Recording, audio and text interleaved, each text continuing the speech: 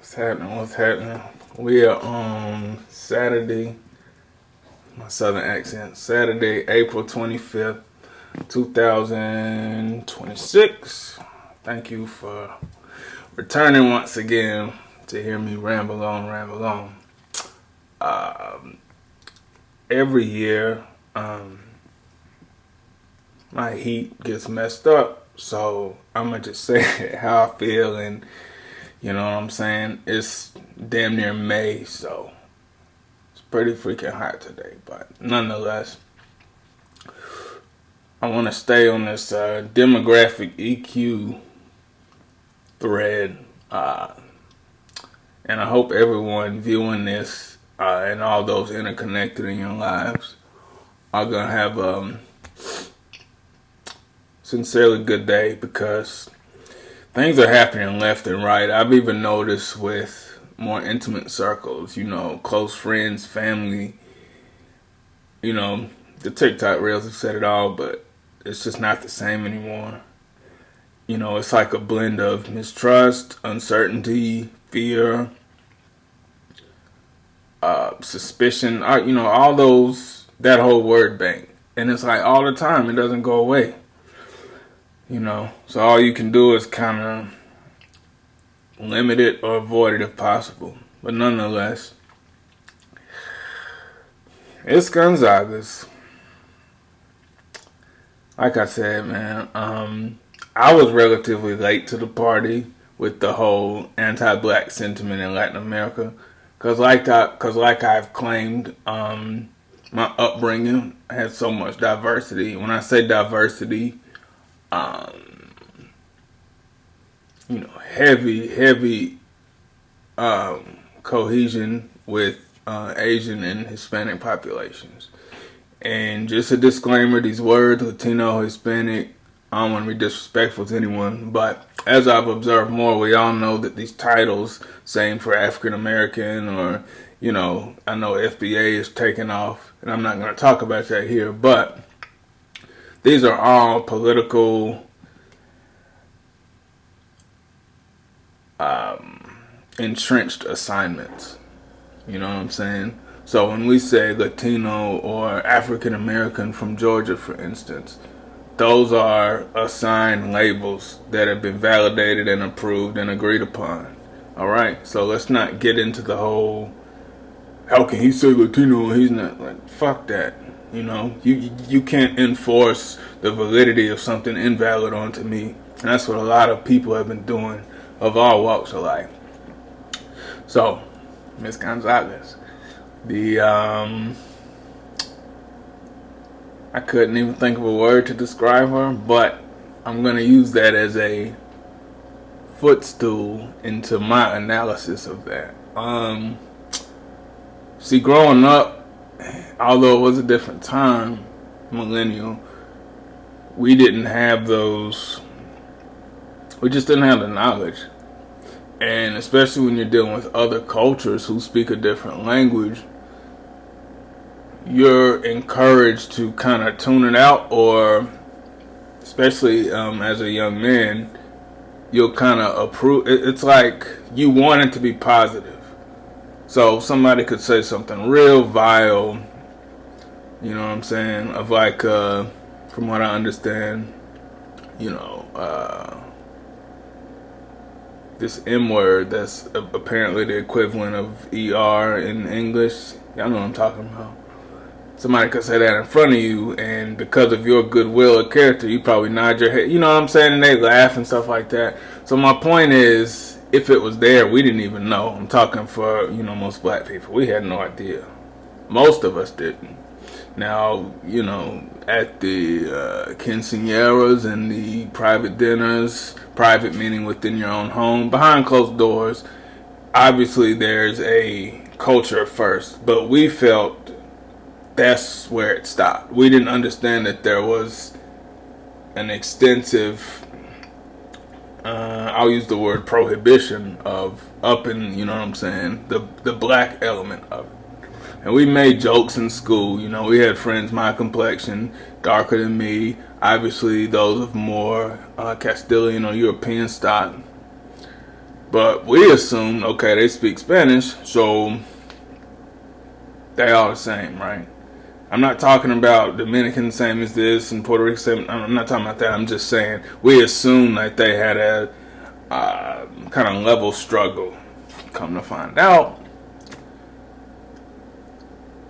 the whole Latin American thing is an element of the diaspora too. Diaspora simply meaning I look at it as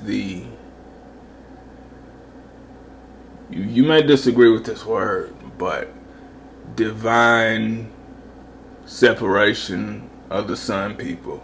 That's how I interpret the diaspora. Starts with, anytime you see the letters D and I together, it usually means a split. Dice, die, divide, so on and so forth. And the reason I call it divine is because it was part of a grand regathering. You understand what I'm saying? Which I think is on its way to taking place, but it's not going to come in any sort of way that we proceed. Voting for the right person. This black and brown unity shit. We understand what that means, ideally, but to see it in practice and to sustain that practice, from what I understand, that's going to be damn near impossible to do. And so, about 5 years ago, I dealt with a very beautiful Mexican woman. And, I'm about 32 now, so she was about 35. Beautiful. She's light skinned though. But what did I just explain to you? We assume I'm one of those person, I'm curious about people's ethnicities and stuff. So even if I meet a platonic friend or a woman I'm interested in this case, I'll say very early, usually directly, just to get to the bottom line. Now for girls Asian or something, I'm not gonna say, oh, she's Korean. I'm gonna do a little investigation as far as conversation. But anyway, she was Mexican and Native American, I believe, of the Apache. So very beautiful features, very unique blend, dancing and all this stuff. And I won't go into the whole chronicle behind us because we both learned a lot from that entanglement / relationship / whatever. So, but it was through her that I learned of the extended anti-black sentiment. And you don't have to learn the terminologies or the slurs but in a scholastic fashion, the history, the reason these things occurred, and not get so ignorant into this we all family type thing. Now, genealogically, and like I just said, as far as your Chronicles of the Earth type stuff, I believe that is true. The whole my cousin, my nigga across the river, this type of thing, we're all the same. I do believe that, but as far as our current practical, tangible reality, that is not true. And sometimes people that you have good times with will put you on to things that you might have not even known about. You know what I mean? So we all just witnessed this cop who, ironically, I just say as far as skin and hair, favored, I'll leave her name out. We'll just call her, what should we call her? We'll call her Maya. Kind of favored Maya from back in the day. I was like, ain't that something? But I just wanted to take this time and say, I know in my heart that, see, anti-black gets me because anti-black could mean several things. It could mean, if you even look at my sister or cousin, we're gonna jump you type anti-black, very hostile. It could be, okay, Luis, we'll see you at school, we're friends, but can't come to my house. That type of anti-black, like I said, is a concept. Or it could be, kind of this weird passive aggressive blend of the two, where you never announce it, right? You never acknowledge it vocally, but your microaggressions or your prejudice may still govern your behavior. And that just gets me, because I never even felt that, especially growing up. You know, we dated each other. I'm just talking the black Hispanic dynamic. We dated each other, male and females. We played sports together, obviously. We would fight each other. I mean, these are all just byproducts of going to school with a different race. Like, y'all are going to have early life experiences together. You know what I mean? So we never, unless it became something overtly racial or, you know, we never had a problem, because for the most part we were all in the same situations. And we had similar values. So, it threw me for a loop, but I'll admit, especially with the Maya stuff, because her sentiment, her skin in that game really, really made me sad on more of a, like, human level than, like, you broke my heart. Because it ended amicably, but I peeped how, especially with her image, which if you saw her, you know, you're walking into the mall and you see her across the, you know, the gap or whatever, and she's walking this way, you're walking this way, you would assume she was like a little Starbucks white girl or something like that, you know, or a, you know, typical college white woman or something like that. Until you examine the nose structure and the eyes and, you know, just these little genes that poke out, right? No pun intended. But yeah, man. It was a real sick video, going back to the police lady that got fired. And I'm not going to get too emotional on it, because, again, this is a confirmation of a lot of us didn't know.